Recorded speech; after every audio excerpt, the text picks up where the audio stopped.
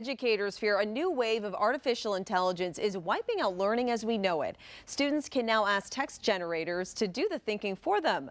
While some have yet to catch on to the AI, our I-team has. Stephanie Grinley finds out whether robots are taking over the classroom. Revolutionary technologies like ChatGPT are writing essays in less than 15 seconds, free to anyone, overloading the system at times with millions of requests. Meet OpenAI's ChatGPT. You type in a prompt, and when your mouse hits send, the AI software goes to work. Imagine everything ever archived on the internet as the sum. These chatbots are answering your requests with the average. It does scare me to some extent. Professors have been watching the horizon, anticipating this technology for years. It's a good fear. Specifically, Maine's John Ippolito. ChatGPT is already used as a springboard for ideas in his new media class. Use it to give you a set of questions that you're going to direct your research about. There is currently no policy in the University of Maine system regarding the use of AI's new capabilities in essay writing, coding, or even creating art. I think that banning the tools is not the right approach. Whatever happens, we're very likely to need these tools in the workplace going forward. How is this important to At USM, the director for the Center for Collaboration and Development is not rocked. She says educators have faced similar hurdles before. If you think about calculators, and they were disruptive to math education, and the internet was certainly disruptive. I mean, I remember faculty were like, well, are students just going to Google things? I'm like, yes. Educators are making plans, though, to grade around this ChatGPT loophole by assigning something AI can't generate: personal experience. And so once you've written this paper, this is fantastic, right? Awesome. Now, in a separate piece right here, tell me what you learned. I like that you're telling me robots are not taking over the world just yet. Not just yet. Amanda Stent feeds computers human text for a living. We have achieved Pinocchios. We have built puppets that pretend to do intelligence, but in most cases they don't actually have intelligence. She heads Colby College's Davis Institute for AI, a first-of-its-kind response among liberal arts colleges.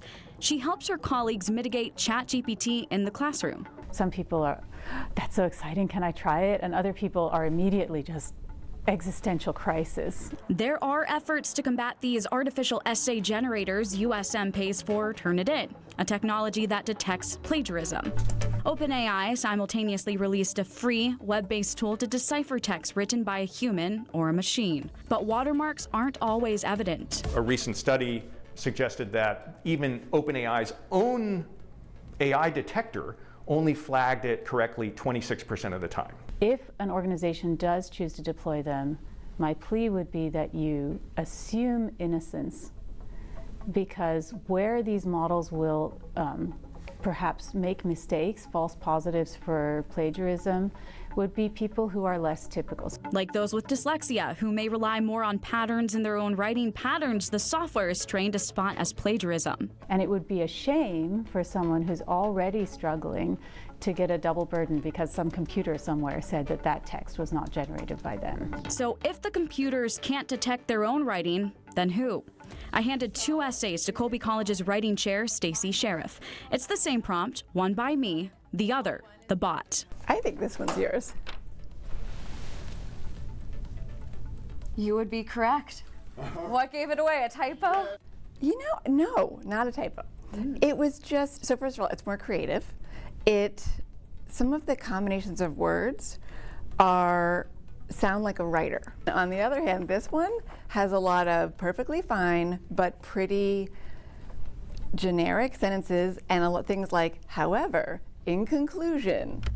It's the average rating these bots are scoring that is causing the average worker to sweat. Some students express anxiety, like, hey, I went through all the trouble to get this STEM degree, and I thought I was going to go out and write code and become a software engineer with hundreds of thousands of dollars in my salary. But now, what if a machine can write that code for us? Fortunately, I think there's a lot of ways in which they're still going to need that human touch when it comes to even jobs that are facilitated by ChatGPT and the like. The new media professor warns that the younger generations will grow up with these chatbots, so he believes now is the time to train the middle and high school teachers.